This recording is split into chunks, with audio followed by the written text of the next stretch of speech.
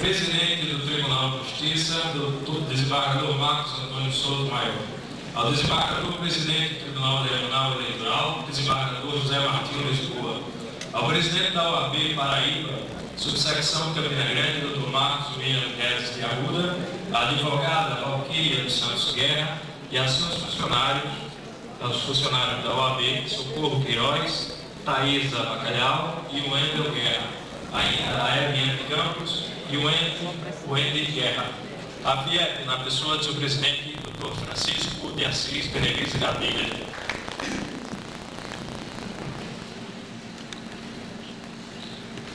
O representante do Instituto dos Advogados Brasileiros e representante ainda do escritório da Associação dos Advogados do Rio de Janeiro, Dr. Jackson Lisboa.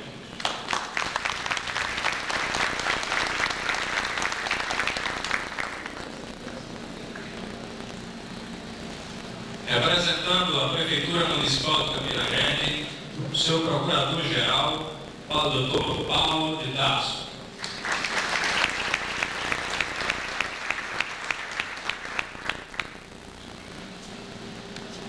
Representando o Tribunal de Justiça do Estado da Paraíba, o diretor do Fórum Afonso Campos, Dr. Juiz João Batista.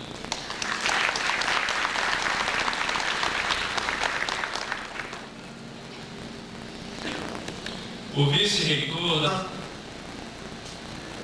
Amélia e Reimã para conduzir, para ocupar a mesa, o presidente do Superior Tribunal de Justiça, ministro Wilson.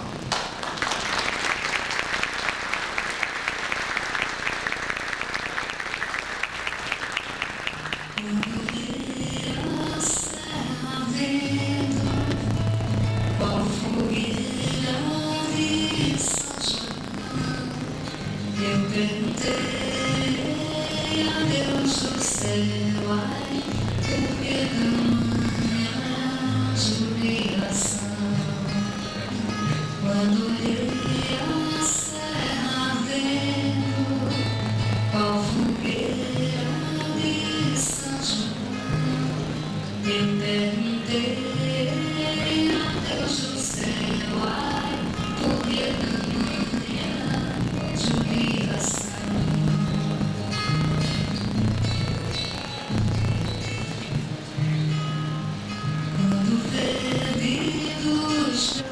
A nossa estrutura hoje está dividida em 3 etapas.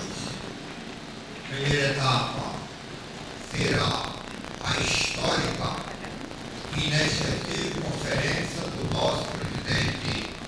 E a segunda etapa será a homenagem que a Associação dos Advogados presta à sociedade paraibana, escolhendo pessoas que nunca foram homenageadas e que a associação reconhece, e por isso nós estaremos prestando daqui a pouco a essas homenagens mais justas. E a terceira etapa não será na FIEP, a terceira etapa será na nossa sede campestre. Uma orquestra excelente. Vamos comemorar mais uma vitória. Como o ministro, presidente Nilson Naves disse, Campina, Paranagueiro do aeroporto, está fazendo história para o mundo. E é uma verdade.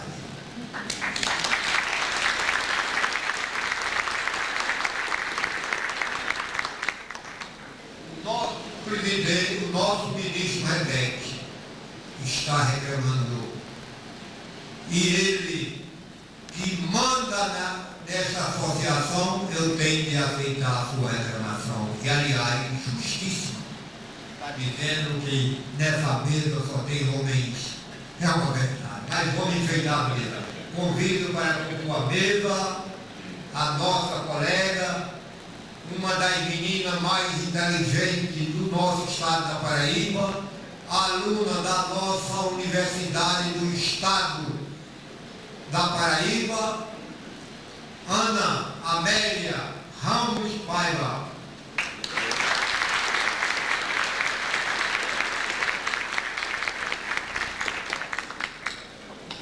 Atendida a primeira solicitação.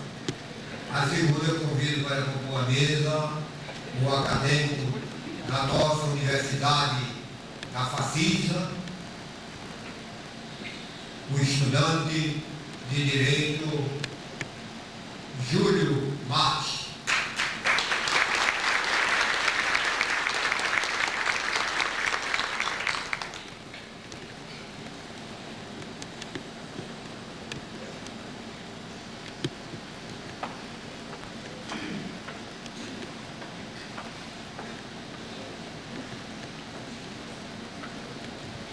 Prestando uma homenagem a Campina pela tradição, pela categoria de um dos homens mais puros que eu conheço, eu convido para compor a mesa o amigo Leal.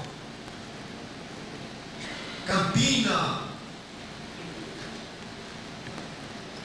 gosta tanto pela sua condição, pelo seu elevado espírito, um homem que trabalha, que luta por Campinas sem nada a reclamar. Eu convido para compor a mesa meu amigo Otacílio Timóteo.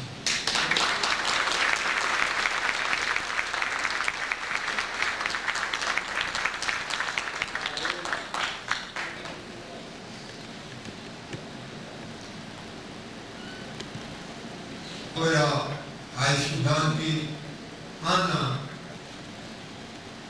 Amélia Ramos Paiva para a tribuna.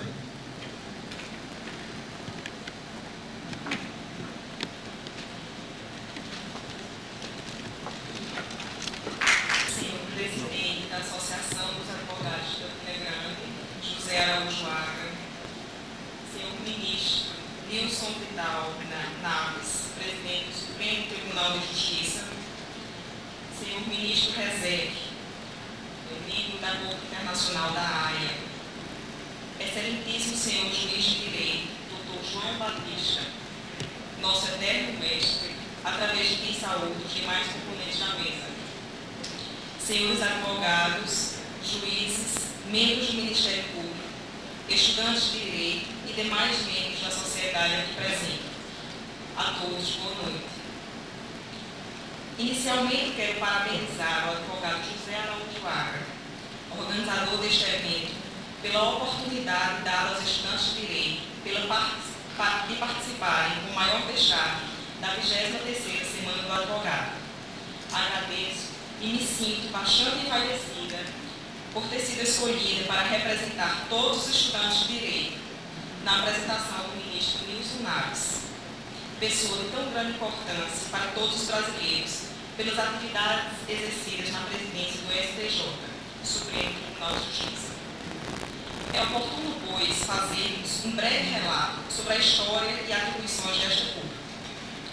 Este tribunal foi instituído pela Carta Política de 1988 e instalado em 7 de abril de 1989, atuando como tutor da autoridade e da uniformidade interpretativa da lei federal e como destacado guardião das liberdades. Por ser a última instância das causas infraconstitucionais no panorama institucional pátrio, esta Corte recebe todas as vertentes jurisdicionais não especializadas. Sua composição, prevista constitucionalmente, é de no mínimo 33 ministros, escolhidos entre brasileiros com mais de 35 45 e menos de 65 anos, de notável saber jurídico e reputação ilibada, originários de todas as classes de profissionais do direito ligados à administração da justiça. São nomeados pelo Presidente da República, depois de aprovada a indicação pelo Senado Federal. Atualmente, esse pretório excelso é presidido pelo ministro Nilson Naves e tem como vice-presidente o ministro Edson Vidigal. Nesta noite muito especial, indiscutivelmente nos aperfeiçoaremos ouvindo as sábias palavras do ministro, presidente do STJ, o senhor Nilson Naves, acerca da reforma do Poder Judiciário. Reforma essa que não deve só interessar a juízes, membros do Ministério Público e advogados. Deve visar prioritariamente o cidadão que se utiliza dos serviços prestados pela Justiça e, em vista disso, envolve todos os segmentos da sociedade. Limitarei, portanto, a expor alguns pontos do rico currículo do palestrante da noite. O ministro Nilson Vital Naves nasceu em 28 de abril de 1940, em Lavras, Minas Gerais. É bacharel em Direito pela Faculdade de Direito da Universidade Federal de Minas Gerais, em 1966. É doutor em Direito Penal. Suas funções atuais é ministro do Supremo Tribunal de Justiça a partir da Constituição de 88. É presidente do Supremo Tribunal de Justiça, da Corte Especial e do Conselho de Justiça Federal. As principais atividades exercidas foram advogado em Minas Gerais, promotor público substituto do Estado de São Paulo, promotor público da comarca de Caatinga, autorizado em caráter excepcional pelo governo paulista o afastamento para ficar à disposição do Supremo Tribunal Federal, sem prejuízo do cargo efetivo. No período de afastamento, sem prejuízo do cargo efetivo, foi promovido para o cargo de promotor público da comarca de Paraguaçu Paulista e para o cargo de terceiro promotor público da comarca de Guarulhos e ainda para o cargo de 31º promotor público da comarca da capital. Finalmente, para o cargo de Procurador de Justiça. Foi secretário jurídico do ministro Olavo Bilac Pinto, no Supremo Tribunal Federal. Foi assessor do ministro do Supremo Tribunal Federal. Foi assessor da chefia de Gabinete Civil da Presidência da República. Foi ministro do Tribunal Federal de Recursos, presidente da terceira turma do Supremo Tribunal Federal, Superior Tribunal Federal, presidente da segunda seção do Superior Tribunal de Justiça, membro do Conselho da Justiça Federal, diretor da revista do Superior Tribunal de Justiça, membro suplente do Tribunal Superior Eleitoral, membro efetivo do Tribunal Superior Eleitoral, corregedor-geral da Justiça Eleitoral, vice-presidente do STJ, da Corte Especial e do Conselho de Justiça Federal. Fora os discursos, palestras, artigos e pronunciamentos já publicados. Para encerrar esta humilde apresentação, utilizarei uma frase do próprio ministro Nilson Naves, usada por ele na ocasião de sua posse como presidente do STJ. Sejamos fortes, trabalharemos enquanto temos luz, e que sejamos felizes. A felicidade é, sobretudo, luz. Sua presença, ministro, é a luz que faltava para brilhantar ainda mais este evento. Que a maestria de suas palavras toque nossos ouvidos de forma especial e crie raízes em nossos corações. Nesta noite, ministro, somos todos seus alunos. Obrigado.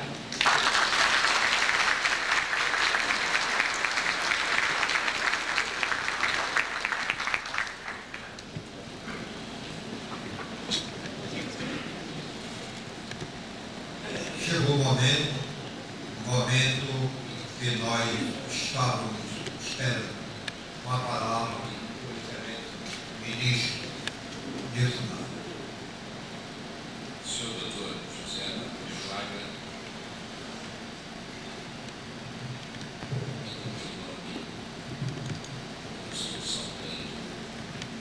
em meu nome pessoal e em nome do Superior Tribunal, todos os membros da mesa,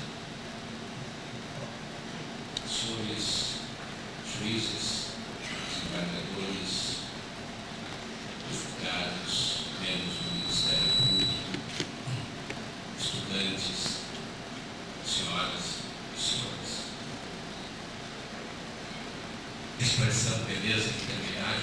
Garcia Marques. É certo que Garcia se referia à beleza feminina, que é sempre interminável. Mas o melhor foi a final, Brasil e Alemanha. Então eu não sei se o orador desta noite poderia preencher essas qualidades depois que esse melhor evento jurídico do Brasil, a 13ª semana do advogado, 23ª semana do advogado, teve aqui a palavra de Francisco Rezende.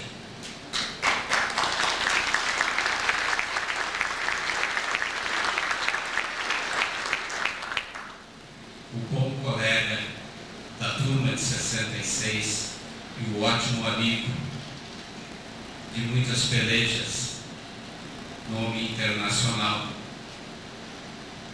E teve aqui também a palavra de Carlos Madeira. Eu não sei se estaria apto a desempenhar essa função, essa tarefa. Já sinto até as primeiras gotas de suor e tenho receio de vencer antes da hora o meu desodorante.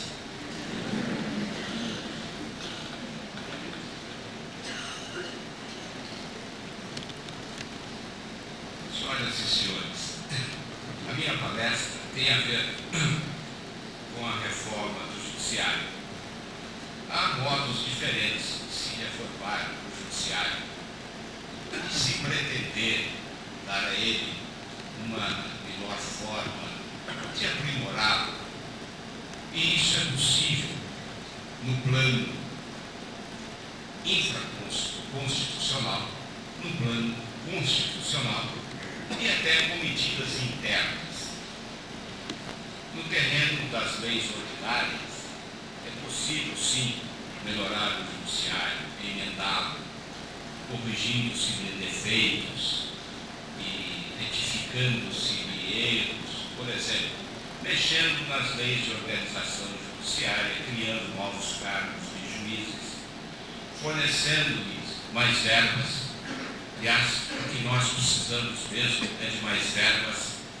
E em determinado momento eu ouvia do presidente do Senado dizer: ministro, o problema do judiciário é um só. O judiciário precisa de mais recursos financeiros e de menos recursos processuais. Então, é possível alterar o judiciário nesse ponto, de dar melhores vencimentos aos magistrados. Com essas tarefas é possível tornar o judiciário mais rápido. É possível desburocratizá-lo. Eu dou um exemplo. É o dos juizados especiais. Essa foi a grande ousadia que deu certo. Esses juizados estão sendo instalados agora na área federal. O presidente do Tribunal Regional Federal da Quinta Região está aqui ao meu lado e sabe bem disso. Então, os senhores veem que é possível melhorar o judiciário nesse plano. E é o que se vem fazendo. Nós temos um projeto de lei criando mais varas federais. Não é fácil aprová-lo, mas estamos tentando aprová-lo no sentido de levar a Justiça Federal para o interior. Mas se pode também reformar o judiciário tomando medidas internas. E isso o Superior Tribunal vem fazendo. Nós estamos criamos a revista eletrônica de jurisprudência do Superior, no sentido de disponibilizar em formato texto na página do Tribunal o inteiro teor dos acordos. Isso vai acontecer a partir do dia 1º de setembro. O advogado agora no seu escritório, acionando o nosso site, pode retirar o inteiro teor do acordo e com ele instruir o seu processo. E isso estará também levando o superior mundo afora. É o que eu disse no lançamento dessa revista, que a partir de agora nós podemos dizer toda manhã, na abertura do nosso site: bom dia, Brasil, boa tarde, França, boa noite, Japão.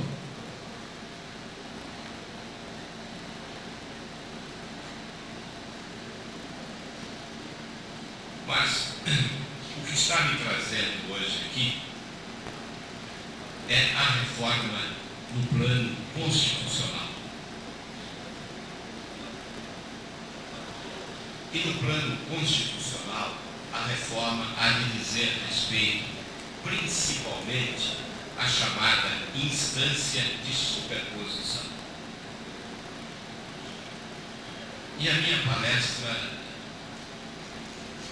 dirá respeito principalmente ao que acontece, o que vem acontecendo nas salas do Superior Tribunal e do Supremo Tribunal Federal. Isso porque as competências desses dois tribunais, a competência é toda ela disciplinada no texto constitucional. E eu vou falar das coisas do superior. E falando das coisas do superior, eu terei que falar das coisas do Supremo Tribunal. E por quê? Porque estes dois tribunais estão intimamente ligados. O recurso especial e o recurso extraordinário são irmãos. O projeto de que iremos cuidar, e certamente que não vamos cuidar de todo ele, vamos cuidar de uma pequena parte. Ele foi apresentado à Câmara dos Deputados em 1992 pelo então deputado federal e hoje vice-prefeito de São Paulo, Hélio Bicudo. E lá ficou parado. O texto foi aprovado na Câmara no ano 2000 e encontra-se atualmente no Senado Federal.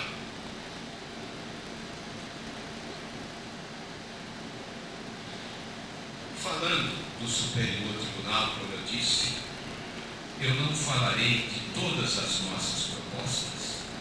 Eu vou separar algumas dessas propostas, até porque não teremos tempo bastante.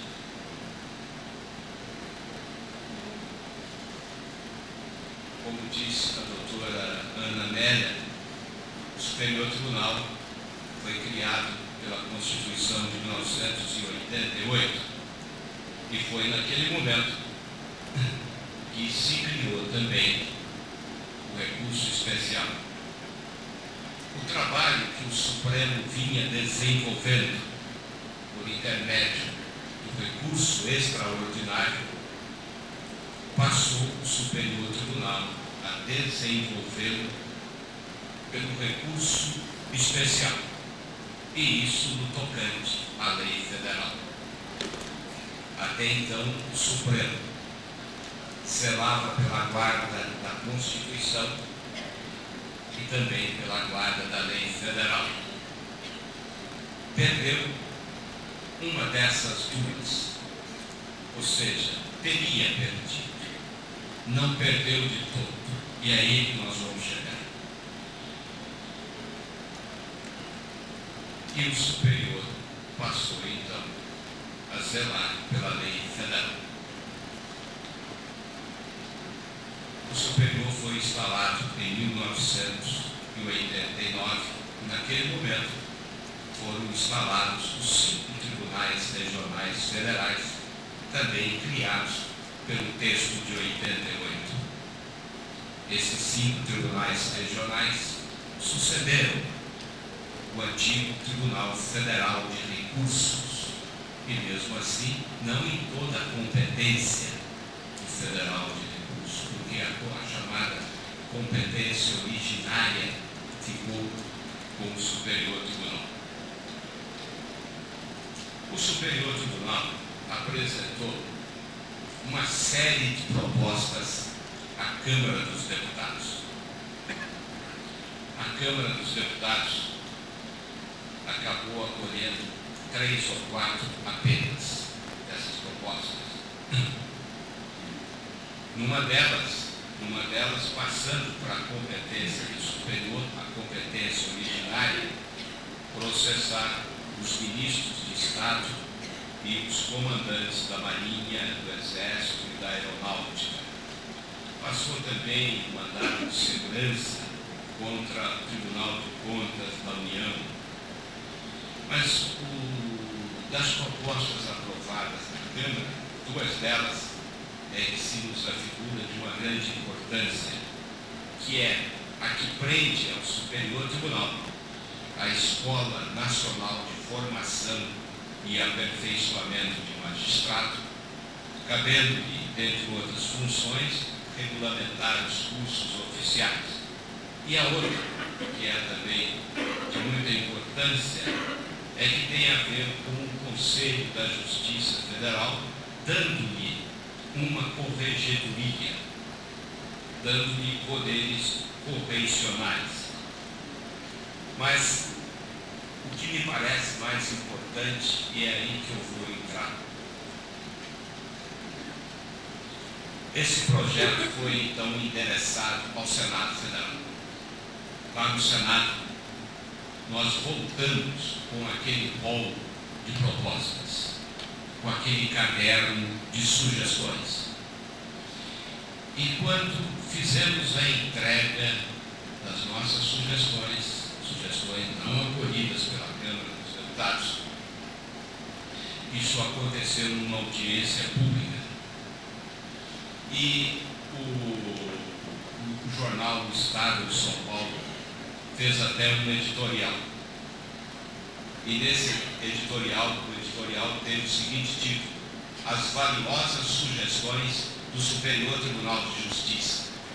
E o editorial começava assim: se a morosidade da justiça atinge de uma forma ou outra toda a população brasileira, é natural que aqueles que se incumbem da tutela jurisdicional do Estado, especialmente os ministros dos tribunais superiores, e aí começaram.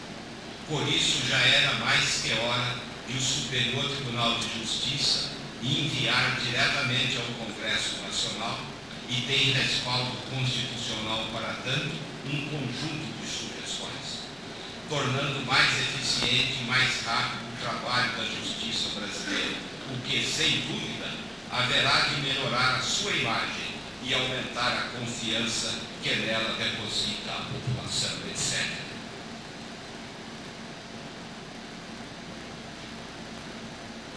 Essas sugestões do Superior Tribunal podem ser divididas do seguinte modo: são sugestões tendentes àquilo que nós denominamos de purificação do sistema, ou seja, purificar o sistema definindo melhor as competências, isto é, as competências do superior e as competências do Supremo Tribunal. Por outro lado, fornecer ao Superior Tribunal outros instrumentos para que ele possa melhor desenvolver essa sua atribuição de guarda das leis e dos tratados federais. Definir melhor o Conselho Nacional, não aquele Conselho da Justiça Federal, mas o Conselho Nacional como um órgão interno, limitar o cabimento do recurso especial, súmula vinculante e etc. Mas, para que eu possa dissertar sobre essas propostas, e eu vou escolher algumas delas, umas 4 ou 5, eu vou precisar um pouco de história. E por que eu vou precisar da história? Porque eu preciso mostrar, ou ao menos tentar mostrar aos senhores, que o modelo atual da instância de superposição, o modelo de hoje, é diferente do início da nossa República. Aquele modelo que permaneceu desde o nascimento da República até 1988. Então eu preciso da história para mostrar que hoje esse modelo é diferente. Vejamos então como era o poder judiciário. Vamos voltar os nossos olhos para o passado. Afinal, todos dependemos do que já foi criado antes.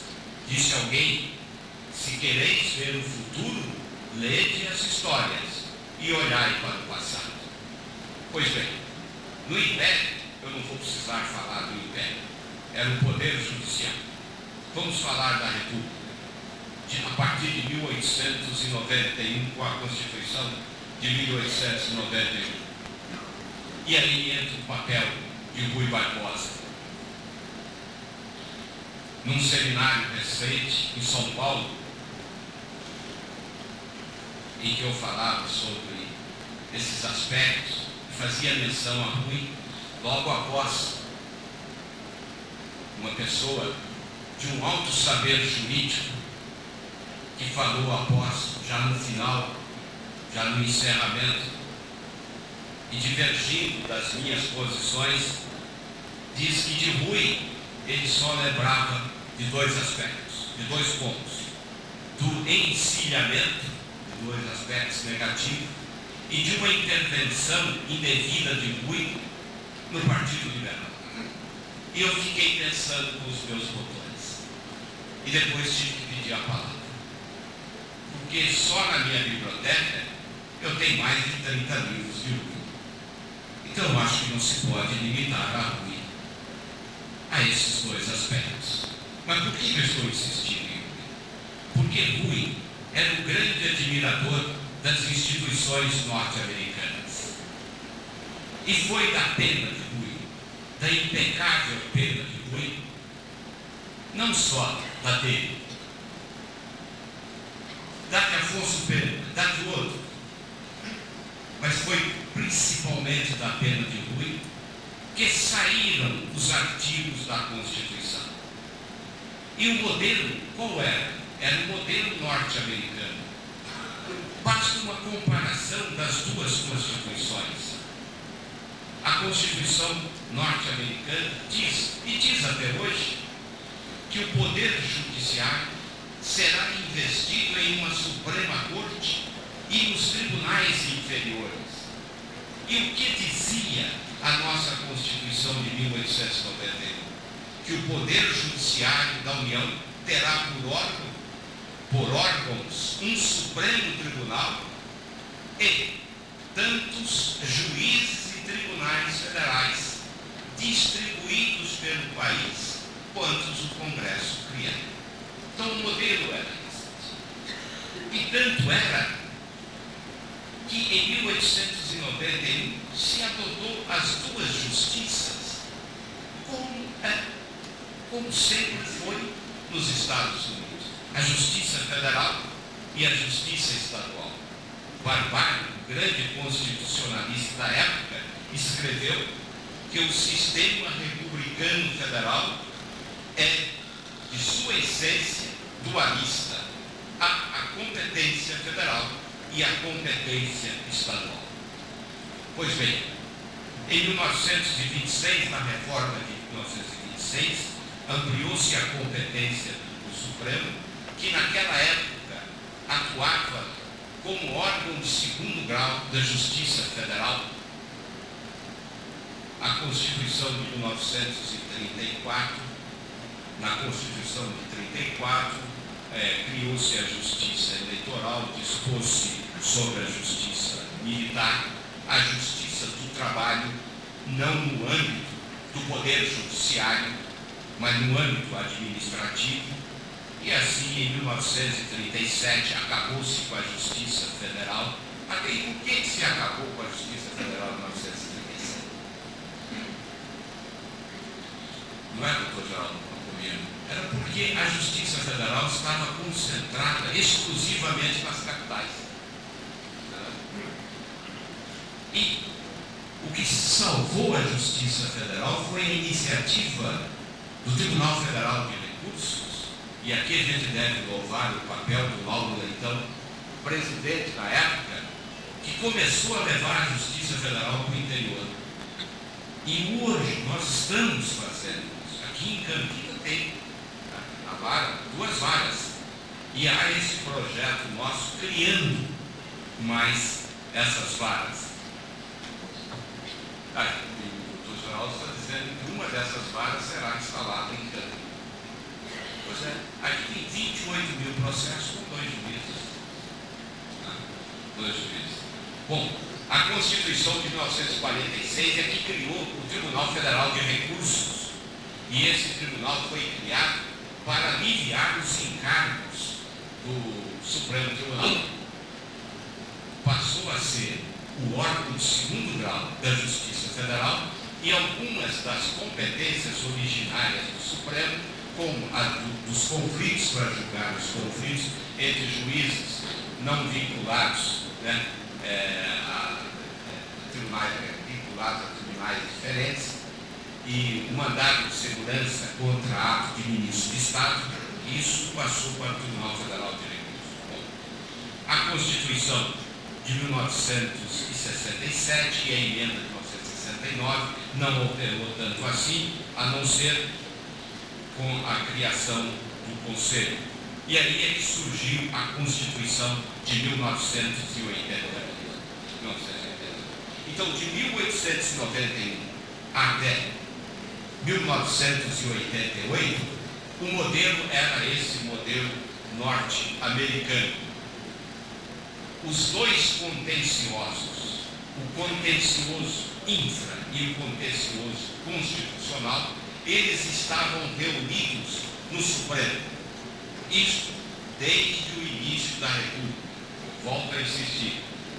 O Supremo zelava pela guarda da Constituição e zelava pela guarda da Lei Federal. Ele tinha 2 braços e estaria perdendo um desses braços.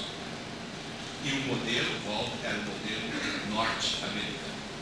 Pretenderam, a meu ver, pretenderam os constituintes de 1987 e 1988 2 coisas: deixar nas mãos do Supremo a matéria constitucional exclusivamente e deixar nas mãos do Superior a matéria infra.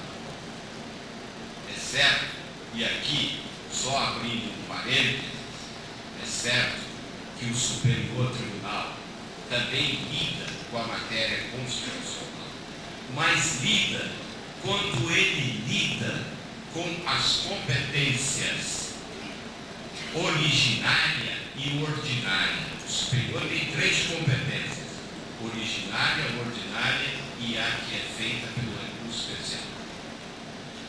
Nessas outras 2, ele lida também com a matéria constitucional. E agora, qual é o modelo atual? Qual é o nosso modelo de hoje? Não é mais inteiramente o norte-americano.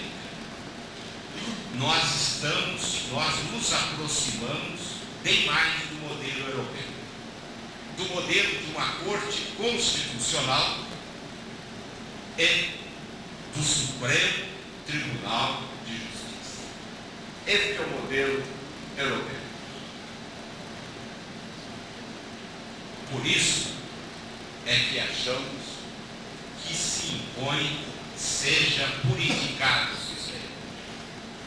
Do rol daquelas sugestões, aqui me aludi linhas atrás, aqui me aludi há um momento atrás, eu falei da purificação do sistema. Esse é o ponto principal para o Superior Tribunal. A meu ver, o Constituinte quis transformar o Supremo em corte constitucional puramente, mas acabou não o transformando. Os constituintes ficaram a meio caminho. E ao tomarem essa posição, criaram um verdadeiro imbróglio. As competências estão se batendo. Por isso é que nós achamos lá no superior que a única saída é a transformação do Supremo em corte constitucional, que é para lidar com o que há de mais importante, de mais caro, de mais significativo, de mais relevante, que é o texto constitucional. Aliás, tudo indica que assim estejamos caminhando, pois dia a dia a jurisdição constitucional do Supremo vem se ampliando. Por isso é que levamos ao Senado sugestões, primeiro, no sentido de alterar a competência para processar e julgar originariamente o habeas corpus. O texto atual diz que compete ao Supremo processar e julgar originariamente o habeas corpus quando o coator for Tribunal Superior.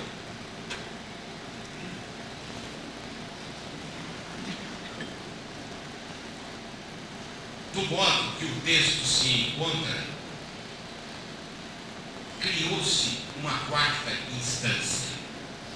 Veja, hoje o juiz denega uma ordem de habeas corpus, em que se discute uma questão puramente infraconstitucional, defeito qualquer do inquérito policial. O juiz denega. A parte vai ao tribunal, ou ao Tribunal Estadual ou ao Tribunal Federal, ser juiz federal. É mantida a decisão do juiz. Ele pode chegar até o superior pelo recurso ordinário. Deveria morrer aí, mas não morre. De acordo com esse texto, é possível um habeas corpus originário ao Supremo. Aí, é o Supremo que não deveria falar sobre a matéria infra, acaba falando sobre a matéria infra. O caso emblemático que todos conhecem foi o caso do Catione, o caso recente do cantor Belo, e assim por diante.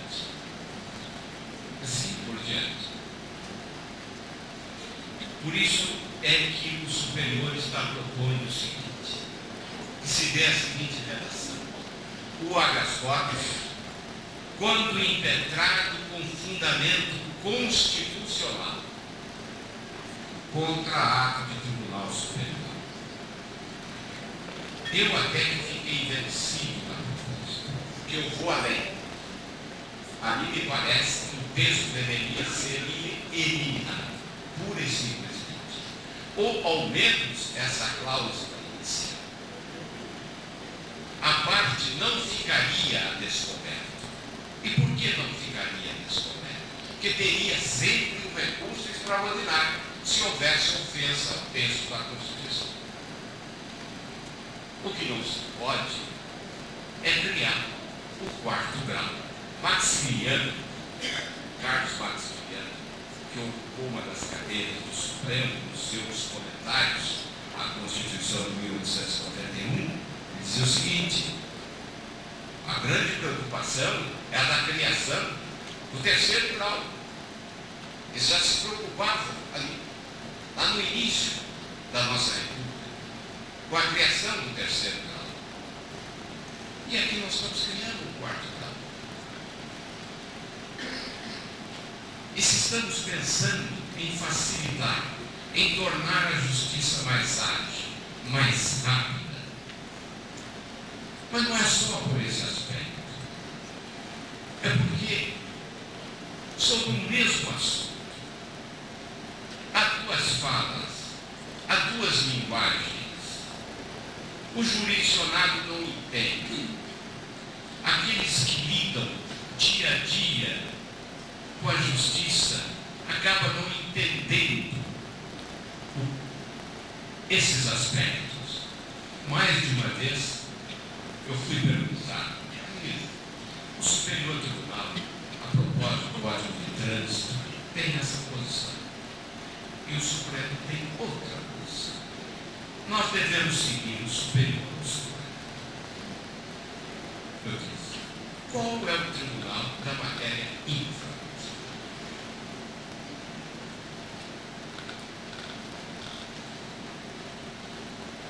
É aquilo que nós estamos sempre dizendo, que os constituintes pretenderam deixar nas mãos do Superior essa matéria e nas mãos do Supremo a matéria constitucional.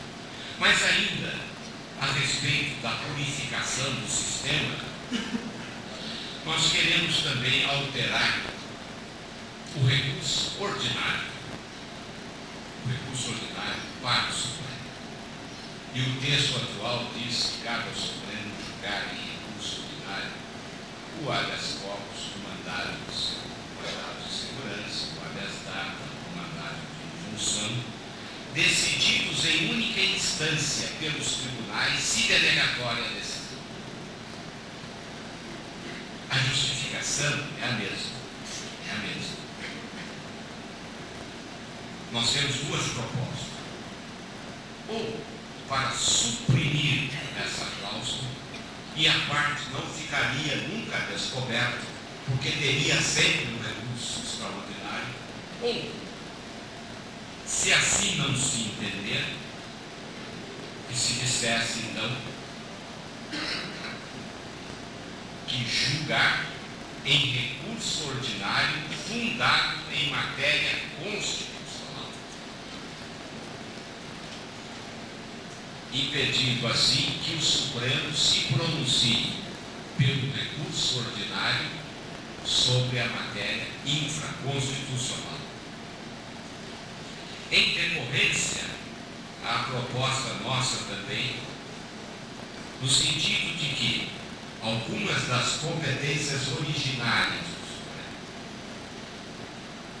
todas elas calcadas em matéria infraconstitucional, que essas competências sejam desviadas para o Superior Tribunal. Por exemplo, as causas e os conflitos entre a União e os Estados, a extradição solicitada pelo Estado estrangeiro, aliás, até que a extradição já está sendo enviada ao Superior Tribunal, isso na redação da Câmara, mas na redação do Senado a tendência é que fique em mãos do juiz federal. Por si só, a purificação do sistema, e esse para nós é o ponto talvez principal, que é o de definir bem a finalidade do Superior. Eu procurei focar isso no meu discurso de posse.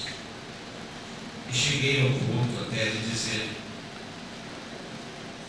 que, se tal não for à frente, eu estaria até disposto a entregar as chaves do Superior a quem bem entendesse.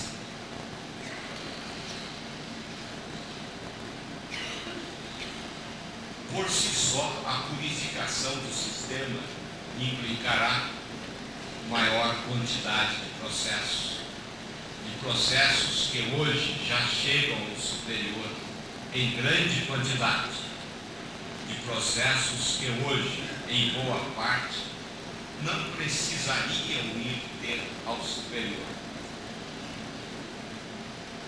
No ano passado, o superior distribuiu quase 200 mil processos.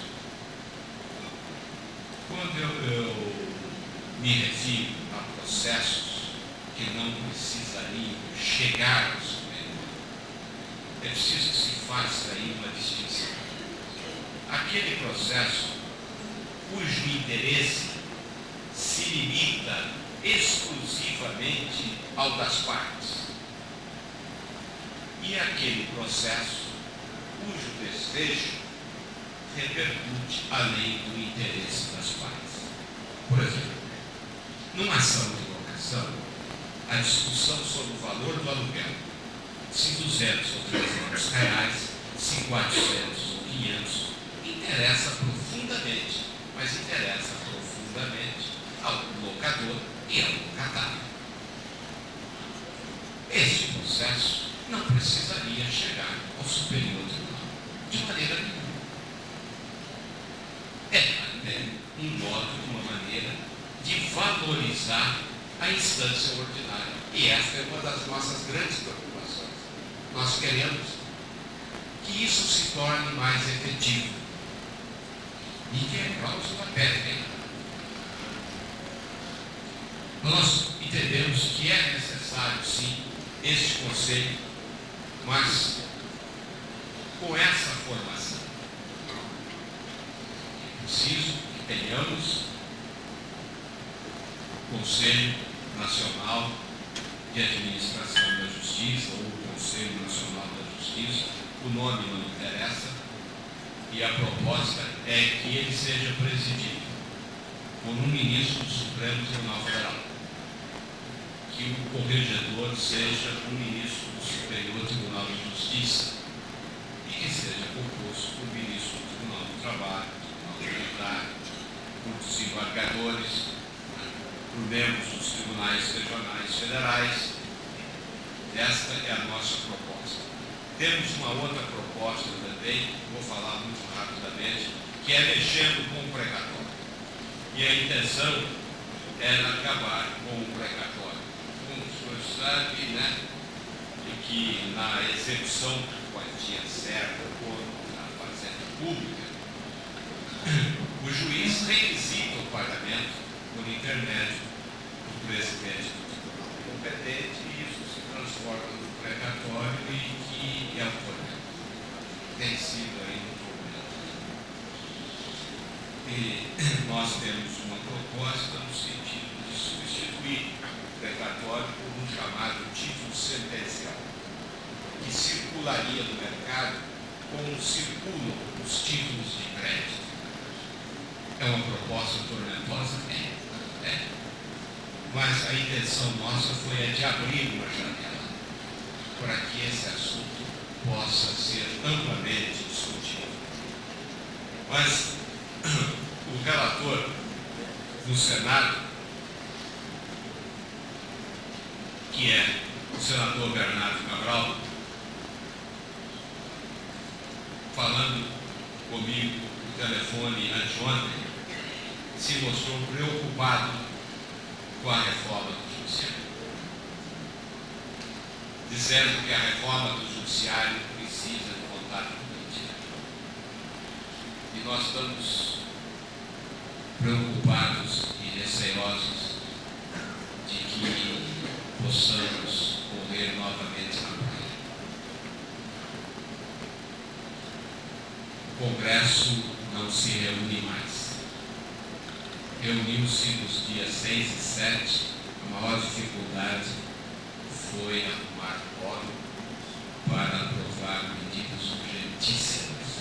Vai se reunir outra vez nos dias 26 e 27, porque o projeto já passou pela Comissão de Constituição e Justiça, está indo ao plenário votar.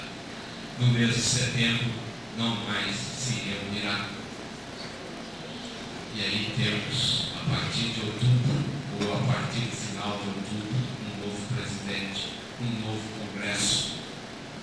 O presidente Bernardo Cabral está dizendo, o presidente da Comissão de Constituição e Justiça e Cidadania, tal, disse nessa quarta-feira que a aprovação da reforma do Judiciário até o final deste ano somente acontecerá se houver uma forte vontade política do Congresso. Nesse sentido, é exemplo do que ocorreu com o fim da imunidade parlamentar para crimes comuns e com a aprovação da prorrogação da CPMF. Como relator da proposta que prevê a reforma do Judiciário, Cabral disse já haver examinado as 134 emendas apresentadas em plenário à matéria. A nossa torcida, e eu espero que a torcida seja também de todos os senhores, porque de uma maneira ou de outra, essa reforma vai resolver os problemas do Judiciário? Bom, não vai. Isso é necessário, não vai. Mas vai melhorar o Judiciário em alguns pontos? Vai. Sem dúvida nenhuma. Vai melhorar sim o Judiciário. E vai melhorar bastante o Judiciário. Então, importante que todos nós possamos torcer para que isso vá à frente. E nós que padecemos aqui daquela angústia prustiana, que é a procura do tempo perdido, e andamos à procura desse tempo. Perdemos tempo, mas nunca perdemos a fé. Se culpa existe, o Judiciário, eu acho que não há de ser arguído de responsável, visto que não lhe cabe na distribuição constitucional das competências, como é óbvio, fazer as leis. Compete ao Judiciário, isto sim, a iniciativa de algumas leis. E essa iniciativa nós temos tido. O que não nos tem faltado, senhores e senhoras, é crença. E crendo é que se redobra a fé, no sentido de que hoje, mais hoje ou mais amanhã, teremos o Judiciário dos nossos sonhos, dos sonhos de todos, dos sonhos meus que começaram na Faculdade de Direito, quando lá ingressamos, eu e a Zé, em 1962, e que de lá saímos em 1966.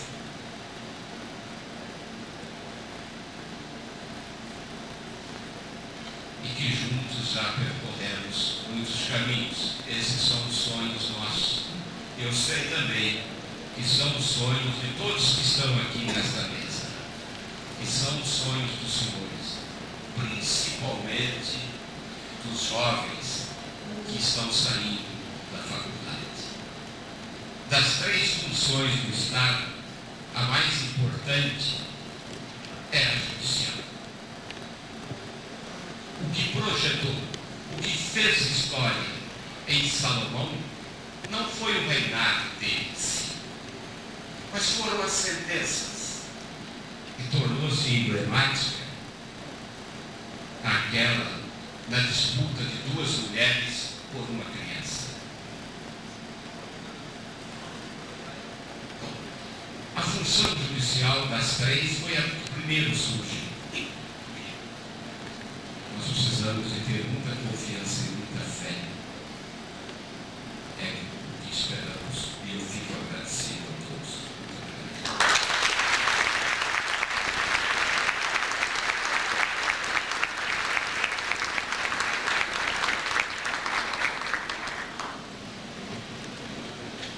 Aos homenageados, somente mais 10 minutos que nós iremos iniciar a nossa festa jurídica.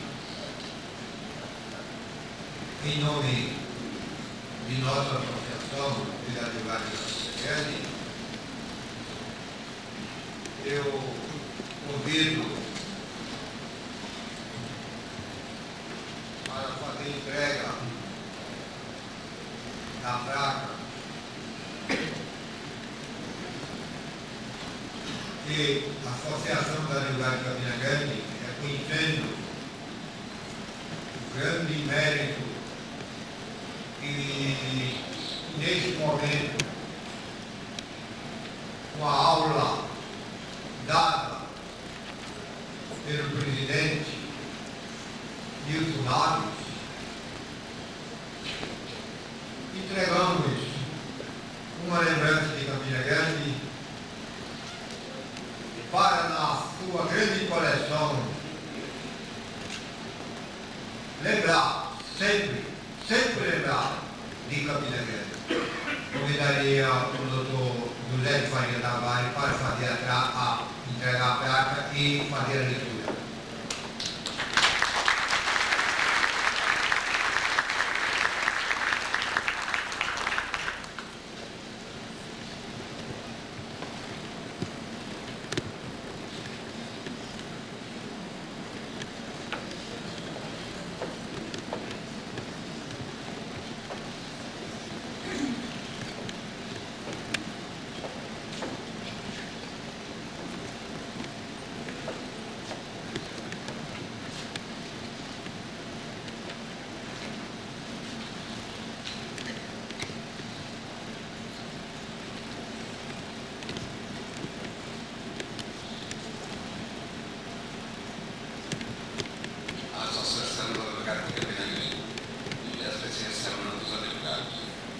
Nenhuma ameaça ou nenhum suplício obterão que eu cometa de justiça, que diga mentiras ou que deixe de precisar a verdade sobre a reconhecimento dos que fazem da associação, que muito se orgulho e se sentem honrados em receber o ministro Wilson Vital Naves como visitante conferencista, propiciando a este encontro a grandeza do saber jurídico. Campina Grande, 9 de agosto de 2020. Aguardo o presidente.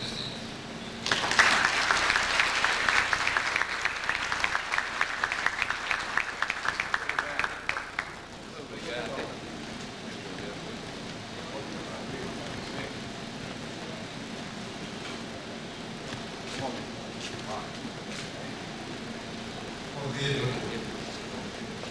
o estudante de Direito da FAFISA, doutor Manuel Paiva, para fazer entrega do certificado do novo crédito.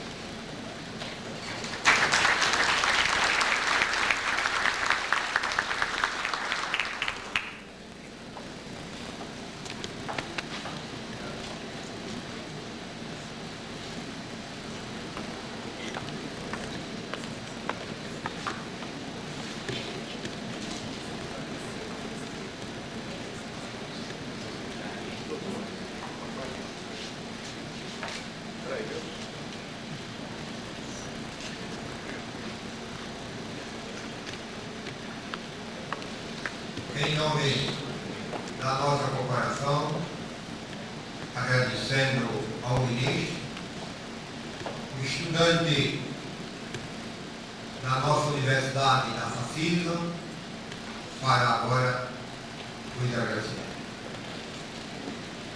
Júlio Marcos Estes. Ministro Wilson Vital Naves. Nenhum tema seria mais feliz para encerrar essas conferências que a reforma do Poder Judiciário. Suas palavras eloquentes expressam o pensamento e as aspirações do povo brasileiro. A Associação dos Advogados de Campina Grande, a Universidade Estadual da Paraíba, a Faculdade de Ciências Sociais Aplicadas e a Sociedade Paraibana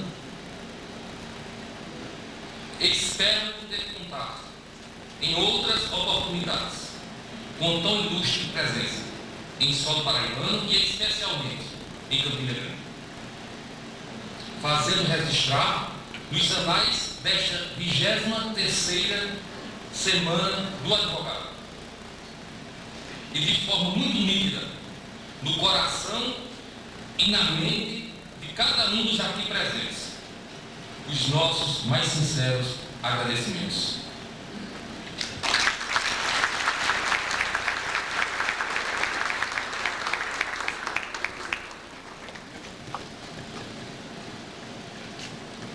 Convido o estudante Dr. Júlio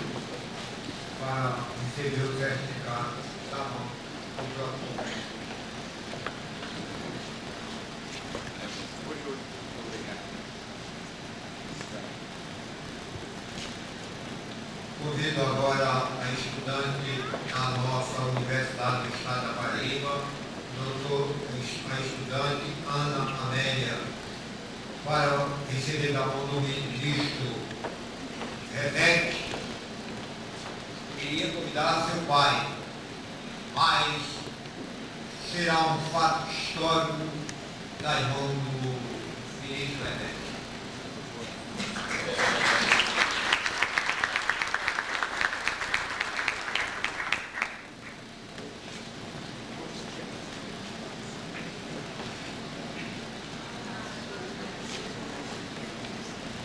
Agora é um momento importante que nós estamos procurando fazer festa jurídica e reconhecer quem, na verdade, trabalha com Campina e não é reconhecido. Não tenho a menor responsabilidade em indicação. Apenas coloquei um médico, engenheiro, um dentista e um economista e mais 4 advogados para uma seleção quem melhor saiu na Paraíba, de acordo com os dados que nós temos na nossa associação. Para surpresa minha e agradável, a escolha preenche todos os requisitos. É uma verdadeira seleção de abnegados paraibanos. E como primeiro selecionado, o cerimonial através do advogado Sandro Faria.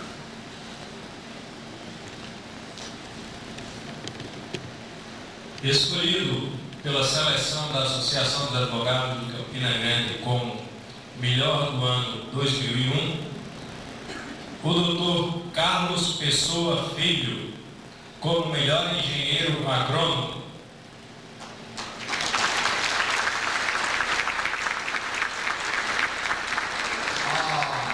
Há uma retificação. Dr. Carlos Pessoa Filho recebe como mérito do século XX, atuando na sua profissão, que formou, principalmente na política e o reconhecimento da Associação dos Advogados de Campina Grande. Eu convido a doutora Terezinha Pessoa para receber o certificado desse grande homem.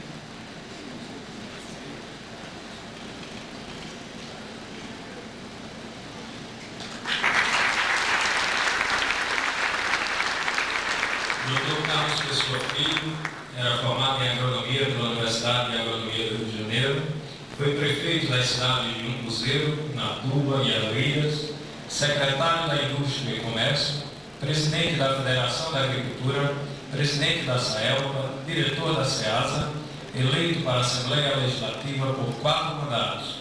Sua atuação como parlamentar é invejável e seu prestígio incontestável. Doutora Terezinha vai receber das mãos desse grande patrimônio brasileiro, ministro Francisco Rebeque.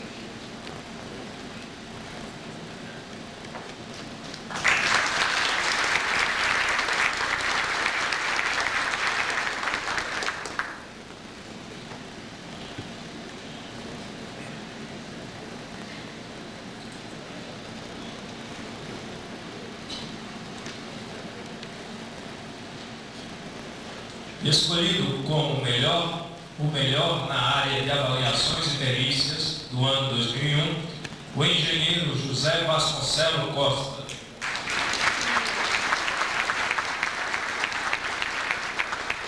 José Vasconcelos Costa é engenheiro civil graduado pela UFPB, professor de engenharia e avaliações e perícias da UFCG.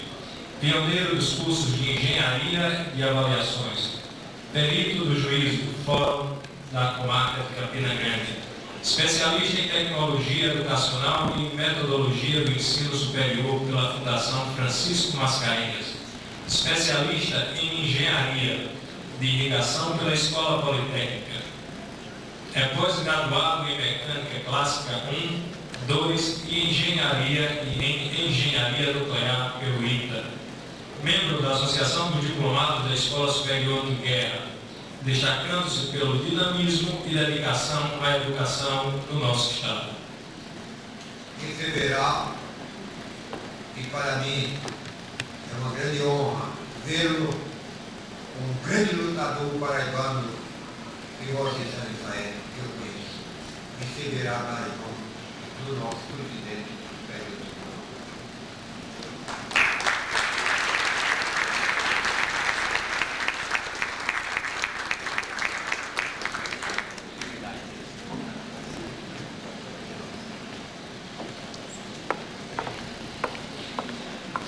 Como melhor procuradora da União, doutora Salésia de Medeiros Vanderlei. Doutora Salésia tem bacharelado em Ciências Jurídicas Sociais pela Universidade Federal da Paraíba, especialização em Direito Administrativo. As atividades desenvolvidas foram de coordenadora do Serviço de Registro de Professor e Especialização em Educação do MEC Paraíba, coordenadora estadual da Comissão Criança e Constituinte, é assistente jurídico, consultora federal do MEC desde 1987, representante judicial da União, procuradora seccional da União desde 95, sendo escolhida como procuradora da União do ano de 2001, pelo grande trabalho que desenvolve como procuradora federal. Doutora Salésia receberá do ministro.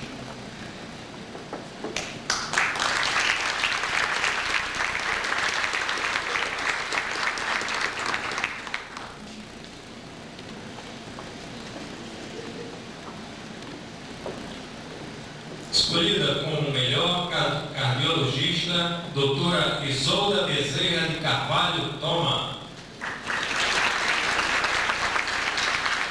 Doutora Isolda é formada em Medicina pela Universidade Federal de Pernambuco, tendo feito residência no Instituto de Cardiologia do Recife, professora da Faculdade de Medicina de Campina Grande, coordenadora do Bloco de Cardiologia, sócia efetiva da Sociedade Brasileira de Cardiologia, sócia efetiva da Sociedade Paraibana de Cardiologia, membro ativo da New York Academy of Science, diretora proprietária do Hospital João 23, filha do maior nome da medicina brasileira, Dr. Bezerra de Carvalho, exemplo de profissional que engrandece o Brasil. Doutora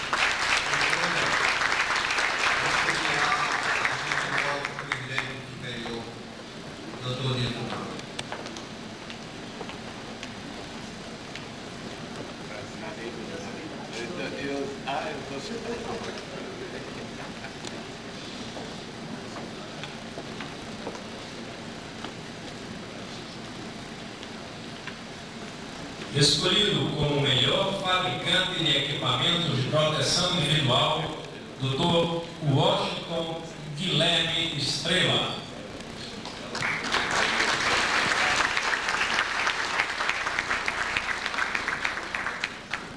Dr. Washington é graduado em Engenharia de Materiais pela Universidade Federal da Paraíba, especialista em Engenharia de Produções, Engenharia de Avaliação pelo Ibrates, CREA.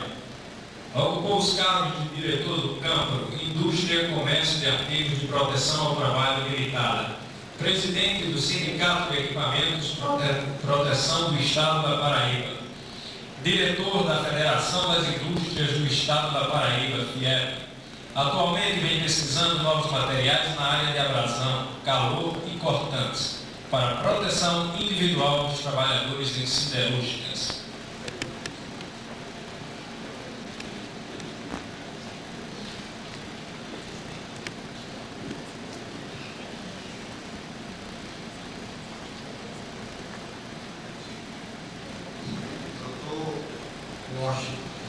receberá em nome do nosso ministro.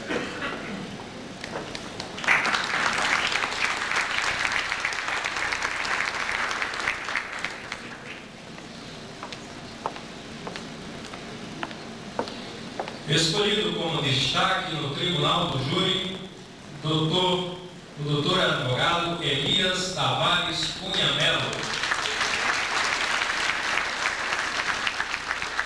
O doutor Elias é formado em Ciências Jurídicas pela Universidade Estadual da Paraíba. Fez os seguintes cursos: Redação e Literatura Brasileira, painel sobre Martin Lutero, curso de difusão universitária, honra ao mérito outorgada pela Igreja, tem honra ao mérito outorgada pela Igreja Evangélica de Campina Grande. Foi o melhor advogado criminalista, principalmente do Tribunal do Júri, tendo em sua vida obtido grande sucesso no Tribunal de Justiça do Estado da Paraíba e no Supremo Tribunal Federal. Doutor Elias receberá da irmã do nosso presidente.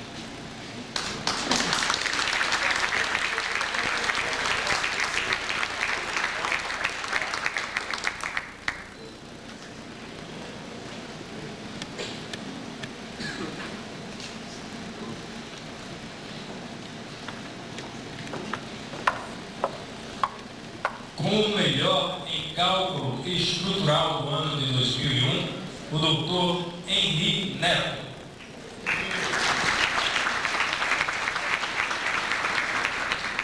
O doutor Henrique é formado em Engenharia Civil pela UFPB. Destacou-se em 1992 construindo o residencial José André da Rocha, primeiro edifício com 23 pavimentos em Campina Grande. O projeto do Hospital do Câncer teve diretamente sua participação. Em 1997, calculou o Hanover, o primeiro edifício de 33 andares em João Pessoa. Atualmente, projetou os fóruns das comarcas de João Pessoa e Campina Grande e é sócio da Logos Engenharia, atuando como calculista, prestando consultorias para a Aço Norte do Grupo Gerdau e para a Embratel. Atuando em outros estados, entre os quais HU de Natal, o Polo Petroquímico de Salvador e um centro farmacêutico em Brasília, no Distrito Federal. Doutor Henrique receberá da irmã do nosso ministro.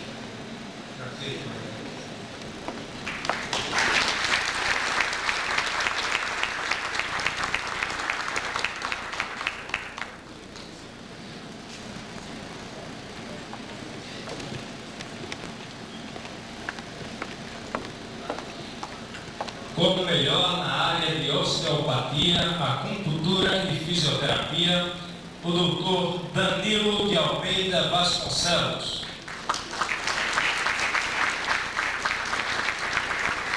O doutor Danilo é graduado pela Universidade Estadual da Paraíba, tem pós-graduação em Estrito Sensu, mestrado em Engenharia Biomédica, especialização lato sensu em fisioterapia cardiorrespiratória pela Universidade Federal de Pernambuco, pós-graduado em acupuntura pela Associação Brasileira de Acupuntura, conselheiro científico e fundador da Sociedade Brasileira de Fisioterapeutas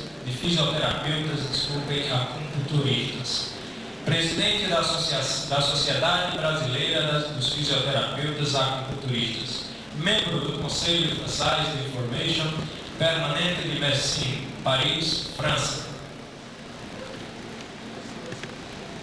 Receberá da irmã do nosso presidente,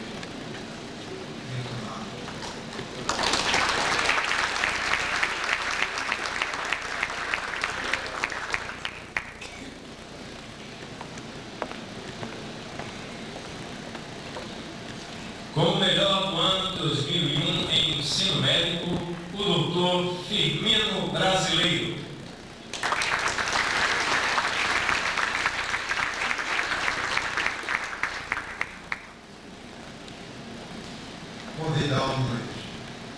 Convidamos o doutor José Vasconcelos para receber, tendo em vista que o doutor Firmino teve que se deslocar para uma pessoa e recomendou conhecimento dos seus resultados, todos feitos por Vossa Excelência. O doutor Firmino tem formação pela Faculdade de Medicina do Recife, UFPE, pós-graduação, especialização em cirurgia ortopédica e traumatologia no Hospital das Clínicas da Universidade de São Paulo. Suas atividades de ensino em 1969 foi professor e estagiário do curso de Medicina na Universidade de Brasília. 1970 a 1990 foi professor da disciplina de Ortopedia e Traumatologia da Universidade Federal da Paraíba. Exerceu os seguintes cargos de direção: diretor da Faculdade de Medicina de Campina Grande, diretor do CCBS, presidente da Sociedade Médica, presidente da Unimed, diretor do Hospital Escola da Fundação Assistencial e atualmente é presidente da Fundação Assistencial da Paraíba.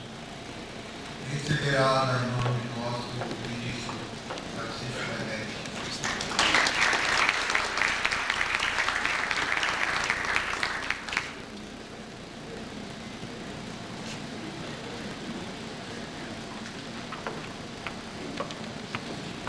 Escolhida como melhor presidenta da subsecção da OAB Seção da Paraíba, doutora Ilma Abrantes Gonçalves da Silva.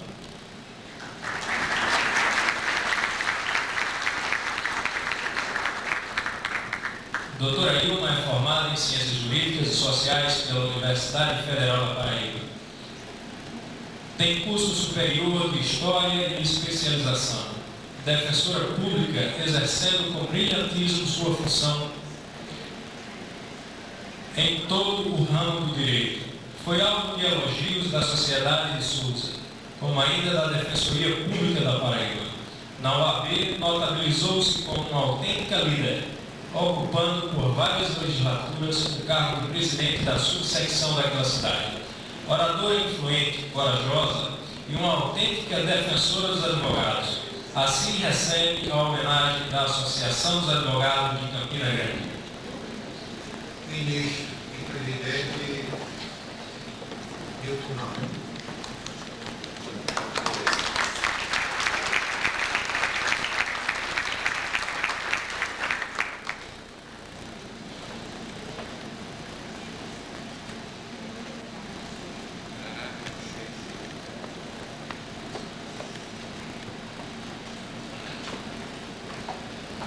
De 2001, Dr. Romero Soares de Lima.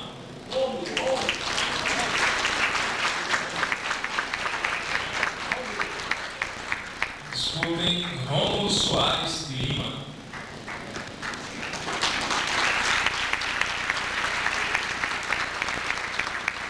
Dr. Rômulo é formado em Administração de Empresas pela UNP. Fez os seguintes cursos: orientação dos vendedores de imóveis realizado pelo Senado.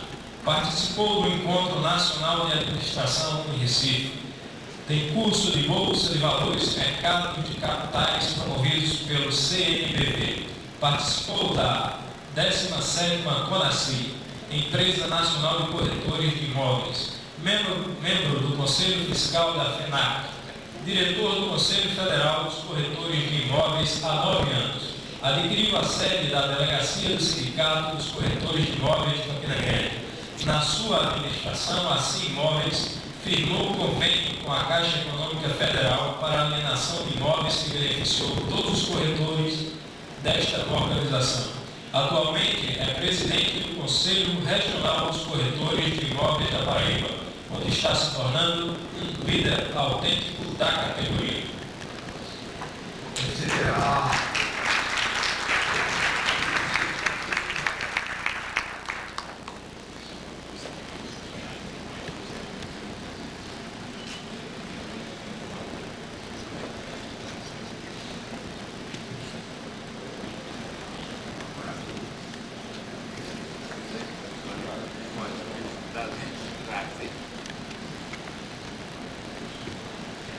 Como melhor do ano 2001 na área de educação, o Dr. Antônio de Souza Sobrinho.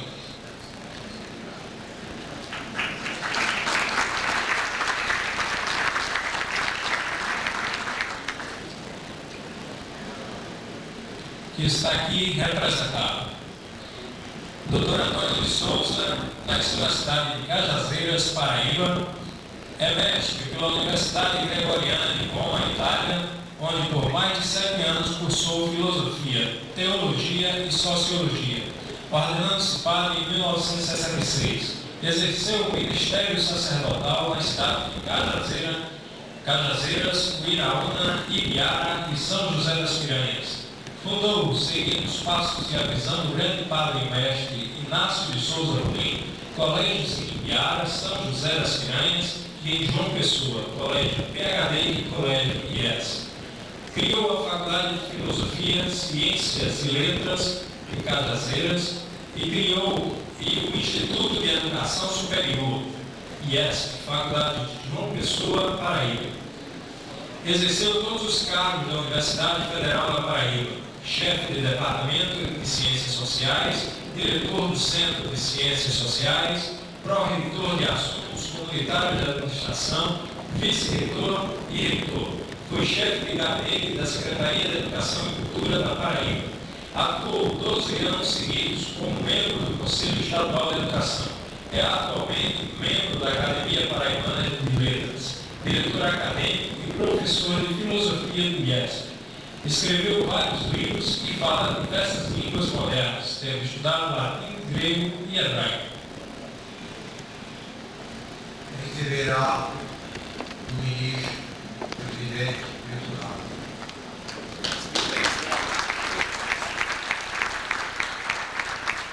Representando o Dr. Antônio Souza Sobrinho, a arquiteta Cassandra Vasconcelos.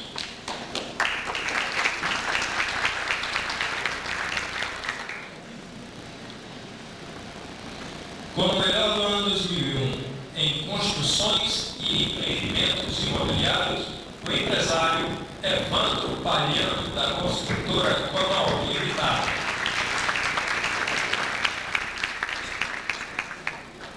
O empresário Evandro Palhano iniciou suas atividades em 1977 em Campina Grande, tendo como foco principal a construção de edifícios residenciais. Nos últimos anos, entregou em Cabedelo, Paraíba, os edifícios Residencial Versalhes e Residencial Royale, e em Campina Grande, Residencial Paládio e Casa Blanca Residência. Atualmente está concluindo o Vila Branca Residência, que será entregue no próximo mês de setembro, e em 2003 será a vez de Iguatemi Residência. Vem inovando em projetos arquitetônicos com a utilização de novas tecnologias e vem fazendo treinamento com funcionários e engenheiros, participando de programas de qualidade.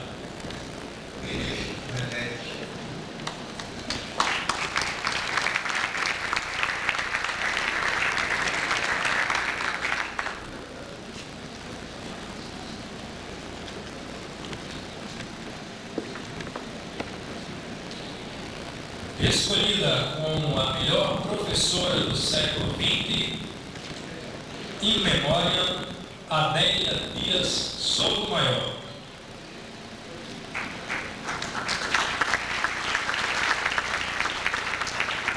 Adélia Dias é natural de Barra de Santa Rosa. Adotou Campina Grande pelo coração, tendo iniciado ali seus estudos. Exerceu o cargo mediante concurso de professora do SENAC, lecionando educação moral e cívica, história, desenho e caligrafia. Temperamento alegre, sempre manteve grandes amizades. Traços de sua personalidade: fervorosa religiosidade, abnegação pela família, gosto compulsivo pela leitura. Gostava de comemorar as grandes datas, principalmente o Natal, e convidada, sempre comparecia a reuniões ou congraçamentos. Era exímia em trabalhos manuais, especialmente bordados. Aos 76 anos, deixou com muita saudade o nosso convívio. A professora Adélia era casada com Hilton Souto Maior, de cuja união nasceram os seguintes filhos: Mércia, em memória, Lúcia, Lucinete, Ciane e Marcos Antônio Souto Maior, atual presidente do Tribunal de Justiça do Estado da Paraíba.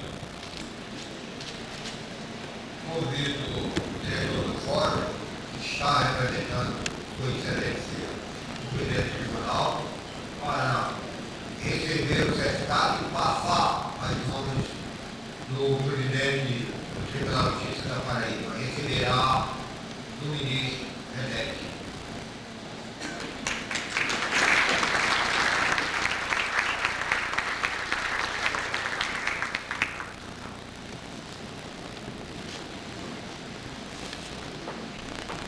Para que possamos encerrar o nosso trabalho e a 23ª semana, e já pensando na 24ª semana, tenho de fazer um agradecimento especial. Mas antes do agradecimento especial, todos os senhores estão convidados para a nossa festa. Nossa sede é uma sede moderna, é uma sede muito bem equipada, que dá prazer à sociedade participar conosco de uma festa do valor que é essa festa que nós estamos acabando. Vejamos a seleção de pessoas, de amigos nossos, que jamais foram homenageados e reconhecidos. A associação todo ano que vem adotando esse reconhecimento. Mas eu quero dizer, encerrando e agradecendo, porque o agradecimento já foi feito pelo estudante Júlio Marques, mas quero dizer a Vossa Excelência, presidente Nilson Vital Naves, e dizer a Vossa Excelência, ministro Francisco René. Campina Grande é uma cidade corajosa. Campina não se curva ninguém, nem a governo, nem a presidente da República. Campina tem coordenação. Estamos, na verdade, numa crise, mas não só em Campina, é uma crise nacional. Mas não estamos na luta e promovendo aqui, presidente, desse local já passaram os maiores nomes brasileiros. Como o presidente Supremo, Rafael Maia, como o presidente do Supremo, Otávio Galotti, como o ministro da Justiça, Sérgio Borges. Quando se falava no nome, um dos homens mais discutidos e falados no Brasil, Alexandre Junqueira passou por Campina, passou pela Semana da Cidade. É essa semana que nós procuramos realizar um apoio enorme e evidente de estudantes, promotores, de juízes e da sociedade. Como presidente do Tribunal Eleitoral em Malgalvão, ele esteve em Campina e saiu de Campina e Catarina. Como presidente da Câmara Federal, político, como presidente do Senado, José Sarney. Passaram por Campina ainda ministro Paulo Grossar, José Augusto Delgado, Nelson Jobim e tantos outros que passaram por Campina Grande. Passaram por Campina Grande, ministro René, os melhores constitucionalistas do Brasil, Pinto Ferreira, uma bandeira, um patrimônio brasileiro. Paulo Bonavide, Carme Lúcia e Paulo Lobo Saraiva. Campina é assim. Se for falar e dizer durante 20 23 anos que nós estamos na frente da associação, os conferencistas passaram e iríamos tomar mais de 2 horas. E hoje eu estou em Campina Grande, presenteei ao povo paraibano e estou ao lado da Associação das Gadas de Campina Grande, não é OAB seccional, não é OAB nacional, é uma associação cultural de Campina Grande, mas que luta, que trabalha, que tem uma vocação de amar a sua cidade, e estou ao lado de quem? Não é brincadeira, presidente. Eu estou ao lado de 2 grandes autoridades. Ministro Francisco Rebete, juiz da Corte Internacional, e ao lado do presidente do Superior, em Campina Grande. Eu acho que o nosso trabalho é um trabalho grandioso. É um trabalho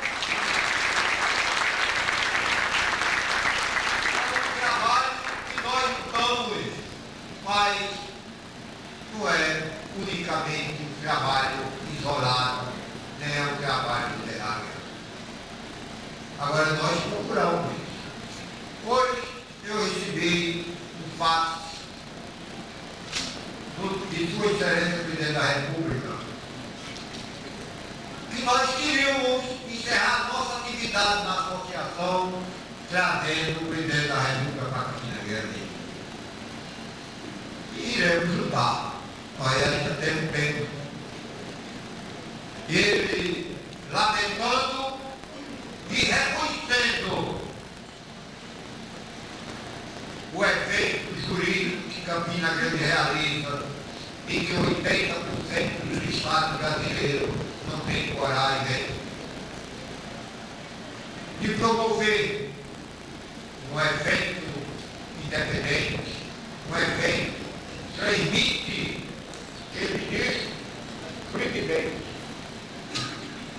doutor e ministro Rebete se entrosou conosco de uma maneira e nós já estamos, presidente, chorando com lágrimas a saída desse grande patrimônio brasileiro.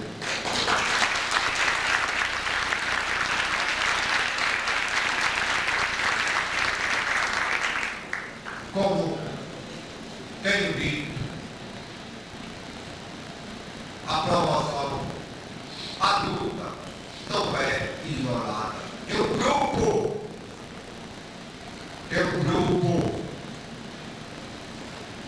Nós temos no Rio de Janeiro uma das maiores figuras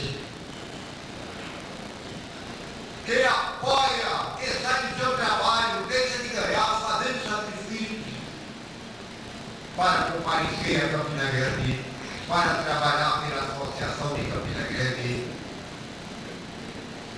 trazendo nomes e mais nomes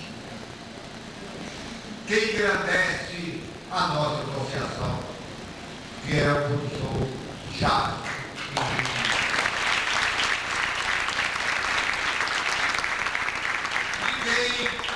Nem o ser humano hoje realiza nada isoladamente.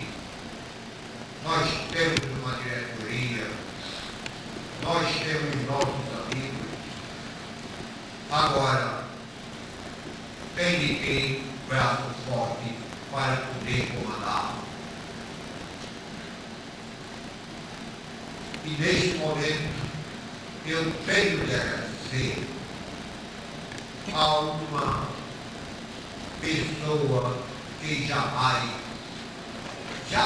poderei encerrar essa semana do advogado sem dizer obrigado.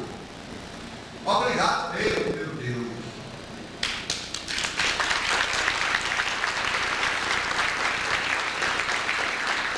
Eu tenho certeza absoluta pela fé, a crença que eu tenho, ele está aqui conosco, está aqui dando uma segurança e, acima de tudo, verificando como nós realizamos esse evento com amor e lealdade. Jamais na minha vida eu praticarei um ato para praticar um livro. A amizade hoje é dificílima e ninguém pode perder considerar que é amizade leal. Muito obrigado, presidente. Eu me sinto um homem feliz e estou trabalhando e lutando para dar tempo. Eu tenho 3 filhos. O chefe do cerimonial, que já terminou o curso de Direito, está concluindo Direito, é um filho que eu me orgulho de ter.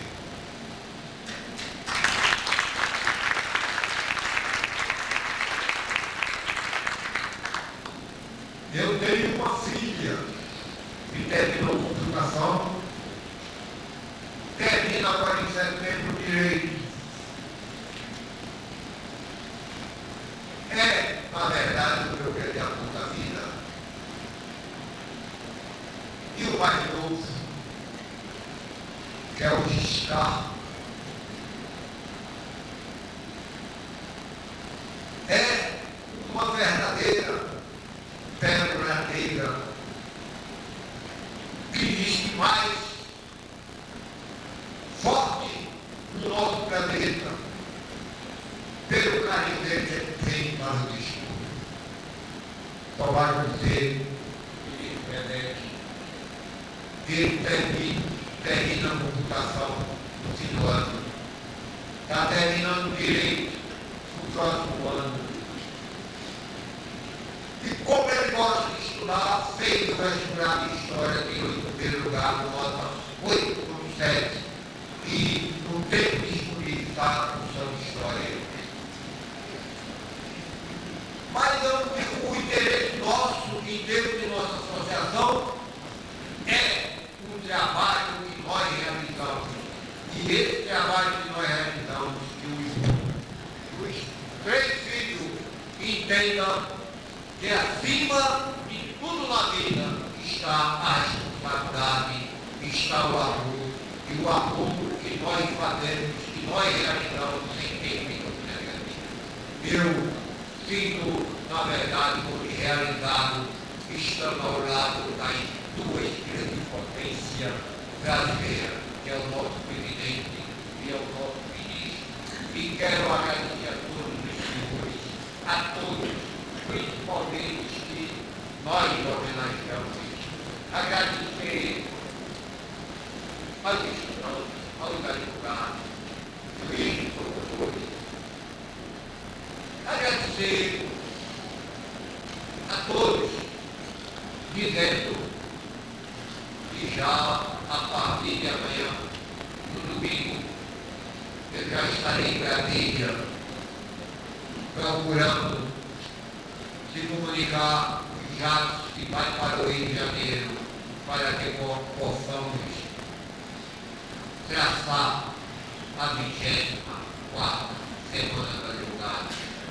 Muito obrigado.